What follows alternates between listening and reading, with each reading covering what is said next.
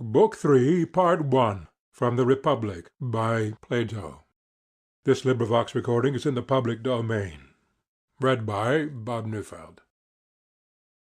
Such, then, I said, are our principles of theology.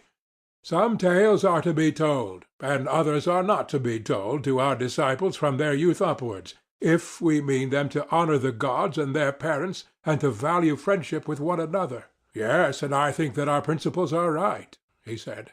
But if they are to be courageous, must they not learn other lessons besides these, and lessons of such a kind as will take away the fear of death? Can any man be courageous who has the fear of death in him? Certainly not, he said. And can he be fearless of death, or will he choose death in battle rather than defeat and slavery, who believes the world below to be real and terrible? Impossible. Then we must assume a control over the narrators of this class of tales as well as over the others, and beg them not simply to revile, but rather to commend the world below, intimating to them that their descriptions are untrue and will do harm to our future warriors. That will be our duty, he said. Then, I said, we shall have to obliterate many obnoxious passages, beginning with the verses, "I would rather be a serf on the land of a poor and portionless man than rule over the dead who have come to naught." We must also expunge the verse, which tells us how Pluto feared, lest the mansions grim and squalid, which the gods abhor, should be seen both of mortals and immortals. And again, O heavens! Verily in the house of Hades there is soul and ghostly form, but no mind at all. Again of Tiresias. To him even after death did Persephone grant mind, that he alone should be wise, but the other souls are flitting shades. Again, the soul flying from the limbs had gone to Hades, lamenting her fate, leaving manhood and youth. Again, and the soul, with shrilling cry, passed like smoke beneath the earth. And as bats in hollow of mystic cavern, whenever any of them has dropped out of the string and falls from the rock, fly shrilling and cling to one another, so did they with shrilling cry hold together as they moved.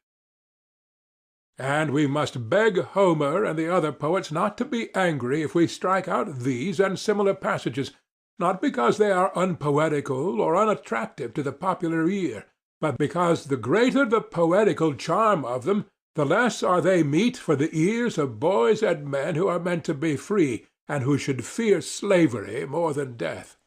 Undoubtedly.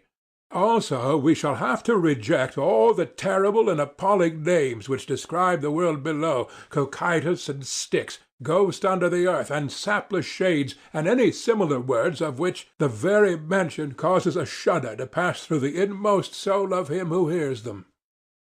I do not say that these horrible stories may not have a use of some kind, but there is a danger that the nerves of our guardians may be rendered too excitable and effeminate by them. There is a real danger, he said. Then we must have no more of them.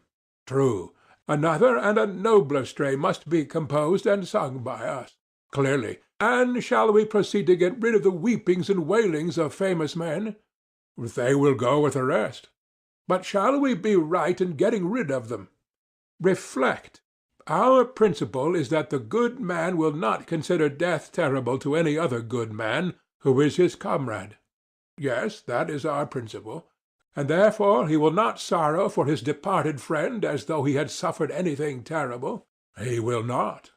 Such an one, as we further maintain, is sufficient for himself and his own happiness, and therefore is least in need of other men.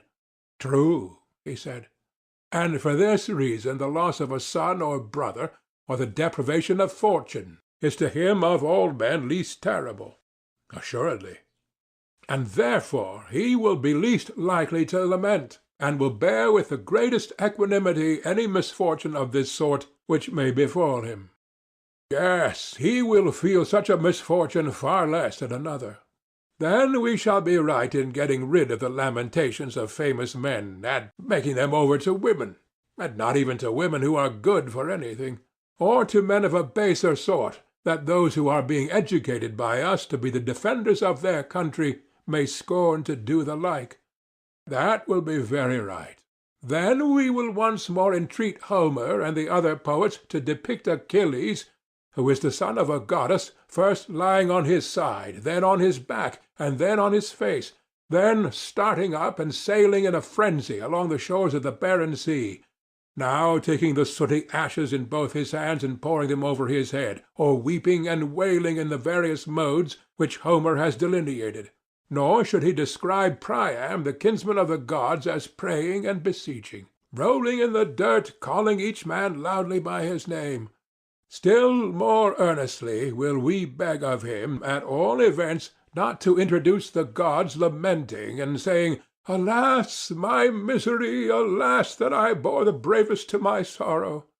But he must introduce the gods, at any rate let him dare not so completely to misrepresent the greatest of the gods, as to make him say, "O heavens! with my eyes verily I behold a dear friend of mine chased round and round the city, and my heart is sorrowful." Or again, "Woe is me that I am fated to have Sarpedon, dearest of men to me, subdued at the hands of Patroclus and the son of Menoetius. For if, my sweet Adeimantus, our youth seriously listen to such unworthy representations of the gods, instead of laughing at them as they ought, hardly will any of them deem that he himself, being but a man, can be dishonoured by similar actions. Neither will he rebuke any inclination which may arise in his mind to say and do the like. And instead of having any shame or self-control, he will be always whining and lamenting on slight occasions." "Yes," he said, "that is most true." "Yes," I replied, "but that surely is what ought not to be, as the argument has just proved to us, and by that proof we must abide until it is disproved by a better. It ought not to be. Neither ought our guardians to be given to laughter, for a fit of laughter which has been indulged to excess almost always produces a violent reaction. So I believe. Then persons of worth, even if only mortal men, must not be represented as overcome by laughter, and still less must such a representation of the gods be allowed." "Still less of the gods, as you say," he replied. "Then we shall not suffer such an expression to be used against the gods as that of Homer when he describes how inextinguishable laughter arose among the blessed gods when they saw Hephaestus bustling about the mansion. On your views we must admit them. On my views, if you like to father them on me, that we must not admit them is certain. Again, truth should be highly valued. If, as we were saying, a lie is useless to the gods and useful only as a medicine to men, then the use of such medicines should be restricted to physicians. Private individuals have no business with them." "Clearly not," he said. "Then, if any one at all is to have the privilege of lying, the rulers of the state should be the persons, and they, in their dealings either with enemies or with their own citizens, may be allowed to lie for the public good. But nobody else should meddle with anything of the kind, and although the rulers have this privilege, for a private man to lie to them in return is to be deemed a more heinous fault than for the patient or the pupil of a gymnasium not to speak about his own bodily illnesses to the physician or to the trainer, or for a sailor not to tell the captain what is happening about the ship and the rest of the crew, and how things are going with himself or his fellow sailors." "Most true," he said. "If, then, the ruler catches anybody beside himself lying in the state, any of the craftsmen, whether he be priest or physician or carpenter, he will punish him for introducing a practice which is equally subversive and destructive of ship or state." "Most certainly," he said, "if our idea of the state is ever carried out." "In the next place, our youth must be temperate." "Certainly. Are not the chief elements of temperance, speaking generally, obedience to commanders and self-control in sensual pleasures?" "True." "Then we shall approve such language as that of Diomede in Homer. Friend, sit still and obey my word. And the verses which follow, the Greeks marched breathing prowess, in silent awe of their leaders. And other sentiments of the same kind. We shall. What of this line? O heavy with wine, who hast the eyes of a dog and the heart of a stag? And of the words which follow, would you say that these, or any similar impertinences which private individuals are supposed to address to their rulers, whether in verse or prose, are well or ill spoken? They are ill spoken. They may very possibly afford some amusement, but they do not conduce to temperance, and therefore they are likely to do harm to our young men. You would agree with me there? Yes. And then again, to make the wisest of men say that nothing in his opinion is more glorious than when the tables are full of bread and meat, and the cup-bearer carries round wine which he draws from the bowl and pours into the cups. Is it fit or conducive to temperance for a young man to hear such words? Or the verse, "The saddest of fates is to die and meet destiny from hunger"? What would you say again to the tale of Zeus, who, while other gods and men were asleep and he the only person awake, lay devising plans, but forgot them all in a moment through his lust, and was so completely overcome at the sight of Hera that he would not even go into the hut, but wanted to lie with her on the ground, declaring that he had never been in such a state of rapture before, even when they first met one another without the knowledge of their parents? Or that other tale of how Hephaestus, because of similar goings-on, cast a chain around Ares and Aphrodite. Indeed, he said, I am strongly of opinion that they ought not to hear that sort of thing. But any deeds of endurance which are done or told by famous men, these they ought to see and hear, as for example what is said in the verses, "He smote his breast, and thus reproached his heart, Endure, my heart, far worse hast thou endured." Certainly, he said. And in the next place, we must not let them be receivers of gifts or lovers of money. Certainly not. Neither must we sing to them of gifts persuading gods and persuading reverend kings. Neither is Phoenix, the tutor of Achilles, to be approved or deemed to have given his pupil good counsel when he told him he should take the gifts of the Greeks and assist them, but that without a gift he should not lay aside his anger. Neither will we believe or acknowledge Achilles himself to have been such a lover of money that he took Agamemnon's gifts, or that when he had received payment he restored the dead body of Hector, but that without payment he was unwilling to do so. Undoubtedly, he said, these are not sentiments which can be approved. Loving Homer as I do, I hardly like to say that in attributing these feelings to Achilles, or in believing that they are truly attributed to him, he is guilty of downright impiety. As little can I believe the narrative of his insolence to Apollo, where he says, "Thou hast wronged me, O Far Darter, most abominable of deities. Verily I would be even with thee if I only had the power." Or his insubordination to the river god, on whose divinity he is ready to lay hands, or his offering to the dead Patroclus of his own hair, which had been previously dedicated to the river god Spercheius, and that he actually performed this vow, or that he dragged Hector round the tomb of Patroclus and slaughtered the captives at the pyre. Of all this I cannot believe that he was guilty, any more than I can allow our citizens to believe that he, the wise Chiron's pupil, the son of a goddess and Peleus, who was the gentlest of men and third in descent from Zeus, was so disordered in his wits as to be at one time the slave of two seemingly inconsistent passions, meanness not untainted by avarice, combined with overweening contempt of gods and men. You are quite right, he replied. And let us equally refuse to believe, or allow to be repeated, the tale of Theseus, son of Poseidon, or of Pirithous, son of Zeus, going forth as they did to perpetuate a horrid rape, or of any other hero or son of a god daring to do such impious and dreadful things as they falsely ascribe to them in our day. And let us further compel the poets to declare either that these acts were not done by them, or that they were not the sons of gods.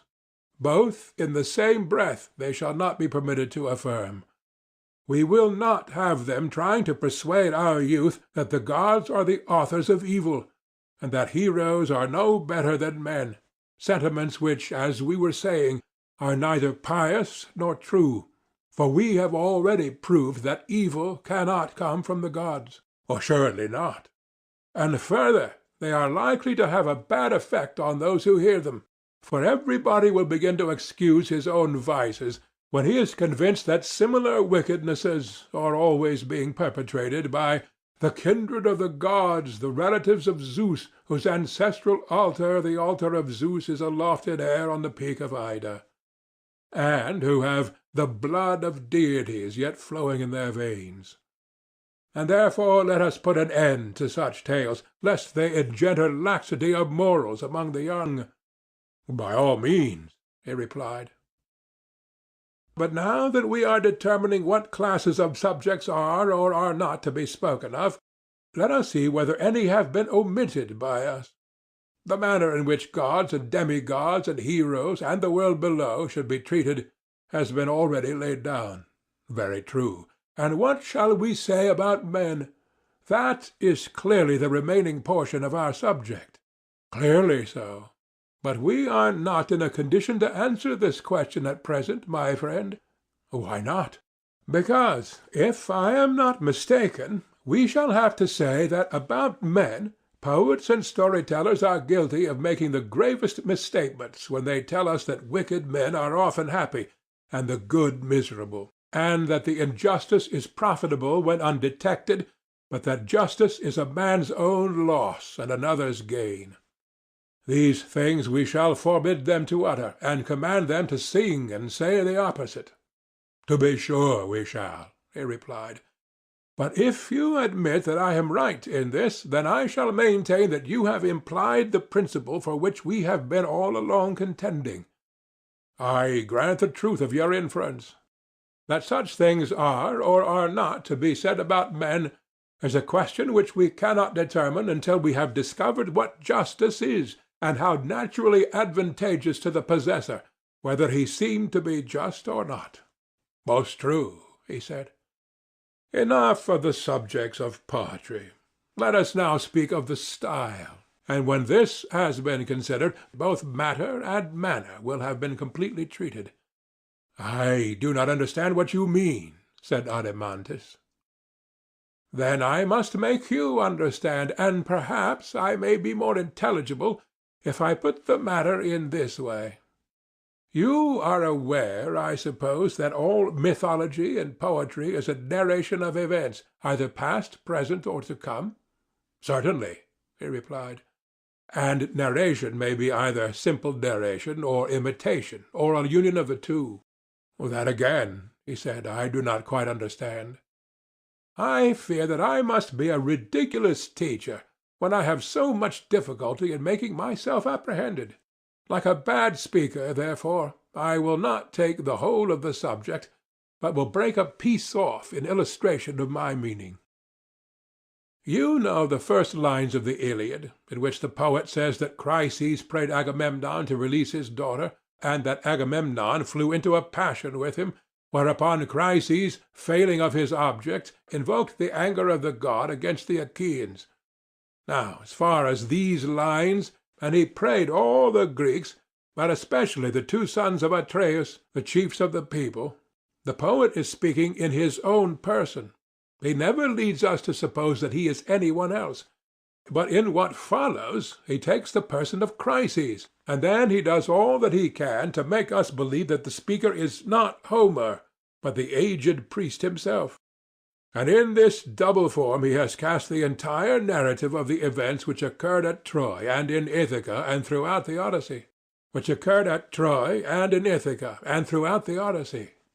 Yes, and a narrative it remains, both in the speeches which the poet recites from time to time and in the intermediate passages. Quite true. But when the poet speaks in the person of another, may we not say that he assimilates his style to that of a person who, as he informs you, is going to speak? Certainly. And this assimilation of himself to another, either by the use of voice or gesture, is the imitation of the person whose character he assumes? Of course. Then in this case The narrative of the poet may be said to proceed by way of imitation. Very true. Or, if the poet everywhere appears and never conceals himself, then again the imitation is dropped, and his poetry becomes simple narration.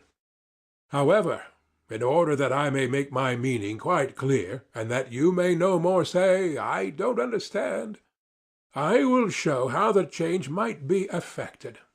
If Homer had said, "The priest came, having his daughter's ransom in his hands, supplicating the Achaeans and above all the kings," and then if, instead of speaking in the person of Chryses, he had continued in his own person, the words would have been not imitation, but simple narration.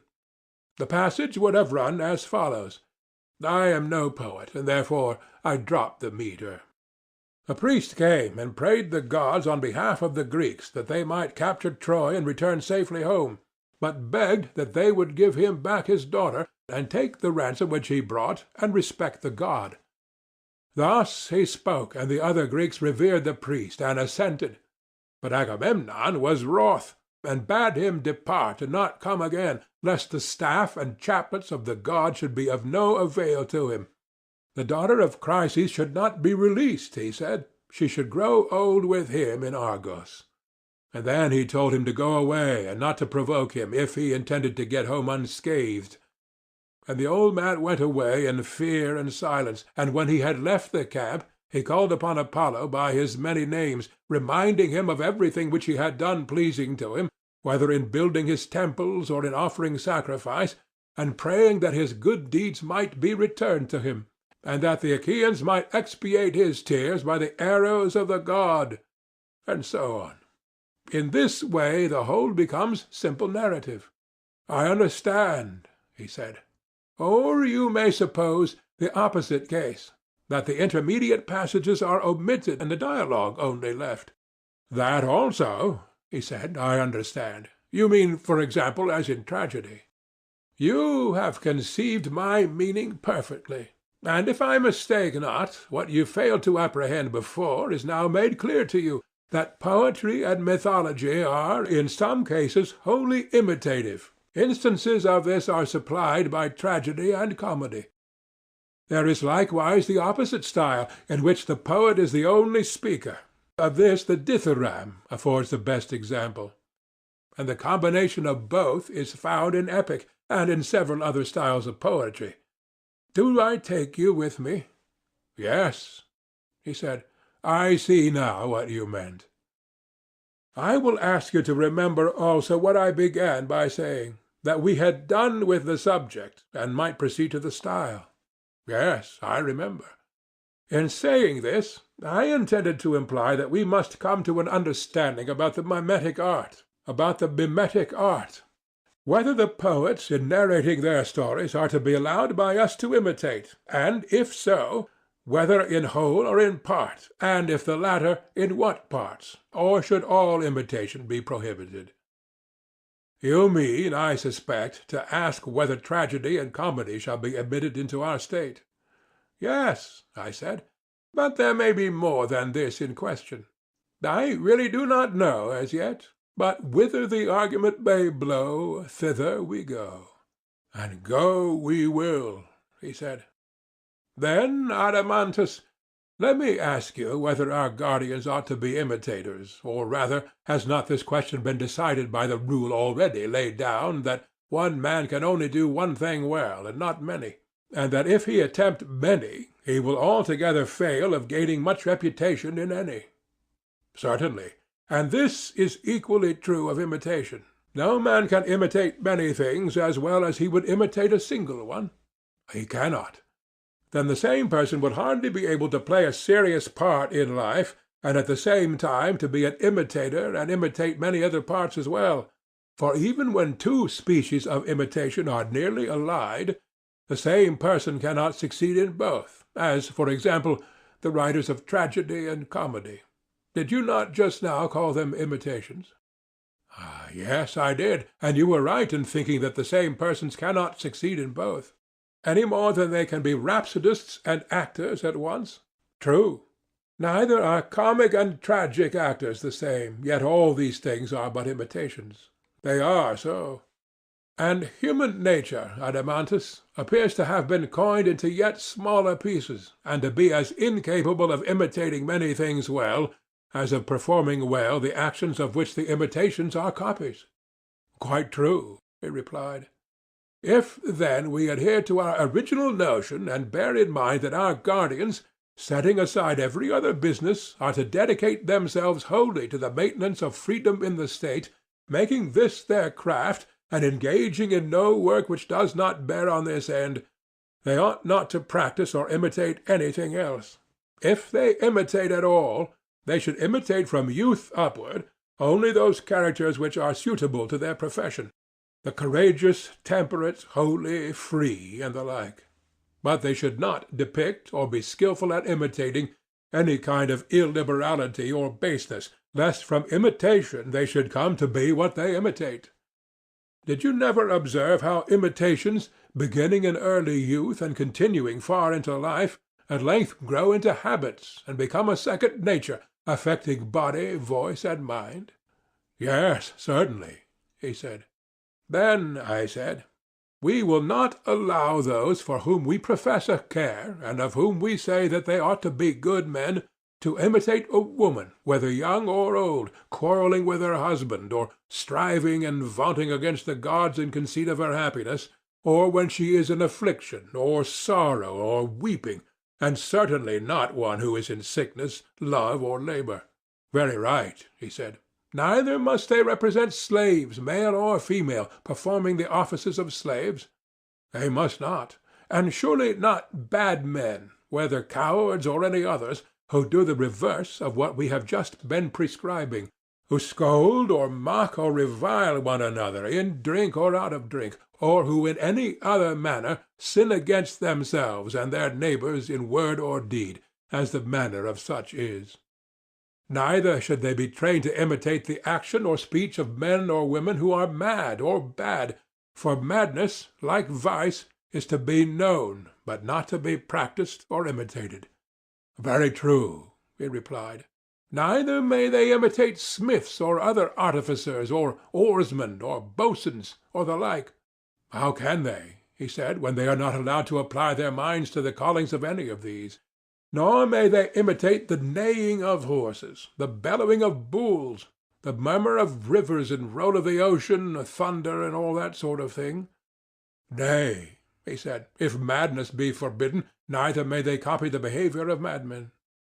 You mean, I said, if I understand you aright, that there is one sort of narrative style which may be employed by a truly good man when he has anything to say, and that another sort will be used by a man of an opposite character and education.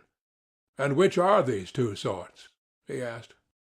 Suppose, I answered, that a just and good man in the course of a narration comes on some saying or action of another good man.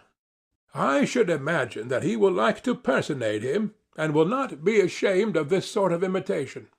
He will be most ready to play the part of a good man when he is acting firmly and wisely, in a less degree when he is overtaken by illness, or love, or drink, or has met with any other disaster. But when he comes to a character which is unworthy of him, he will not make a study of that. He will disdain such a person, and will assume his likeness, if at all, for a moment only when he is performing some good action. At other times he will be ashamed to play a part which he has never practised, nor will he like to fashion and frame himself after the baser models. He feels the employment of such an art, unless in jest, to be beneath him, and his mind revolts at it. So I should expect, he replied. Then he will adopt a mode of narration such as we have illustrated out of Homer. That is to say, his style will be both imitative and narrative, but there will be very little of the former and a great deal of the latter. Do you agree? Certainly, he said. That is the model which such a speaker must necessarily take. But there is another sort of character who will narrate anything, and the worse he is, the more unscrupulous he will be. Nothing will be too bad for him, and he will be ready to imitate anything, not as a joke, but in right good earnest, and before a large company.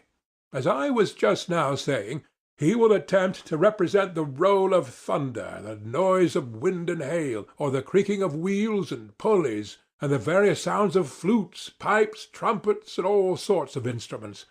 He will bark like a dog, bleat like a sheep, or crow like a cock. His entire art will consist in imitation of voice and gesture, and there will be very little narration. That, he said, will be his mode of speaking. These, then, are the two kinds of style? Yes. And you would agree with me in saying that one of them is simple and has but slight changes, and if the harmony and rhythm are also chosen for their simplicity, the result is that the speaker, if he speaks correctly, is always pretty much the same in style, and he will keep within the limits of a single harmony, for the changes are not great, and in like manner he will make use of nearly the same rhythm. That is quite true, he said. Whereas the other requires all sorts of harmonies and all sorts of rhythms, if the music and the style are to correspond, because the style has all sorts of changes. That is also perfectly true, he replied. And do not the two styles, or the mixture of the two, comprehend all poetry and every form of expression in words? No one can say anything except in one or other of them or in both together. They include all, he said. And shall we receive into our state all the three styles, or one only of the two unmixed styles, or would you include the mixed? I should prefer only to admit the pure imitator of virtue. Yes, I said, Adeimantus, but the mixed style is also very charming, and indeed the pantomimic, which is the opposite of the one chosen by you, is the most popular style with children and their attendants, and with the world in general. I do not deny it. But I suppose you would argue that such a style is unsuitable to our state, in which human nature is not twofold or manifold, for one man plays one part only. Yes, quite unsuitable. And this is the reason why in our state, and in our state only, we shall find a shoemaker to be a shoemaker, and not a pilot also, and a husbandman to be a husbandman, and not a die-cast also, and a soldier, and not a trader also, and the same throughout. True, he said. And therefore, when any one of these pantomimic gentlemen, who are so clever that they can imitate anything, comes to us and makes a proposal to exhibit himself and his poetry, we will fall down and worship him as a sweet and holy and wonderful being, but we must also inform him that in our state such as he are not permitted to exist. The law will not allow them. And so, when we have anointed him with myrrh and set a garland of wool upon his head, we shall send him away to another city, for we mean to employ for our soul's health the rougher and severer poet or story-teller, who will imitate the style of the virtuous only, and will follow those models which we prescribed at first when we began the education of our soldiers. We certainly will, he said, if we have the power. Then now, my friend, I said, that part of music or literary education which relates to the story or myth may be considered to be finished, for the matter and manner have both been discussed. I think so too, he said. End of Book 3, Part 1.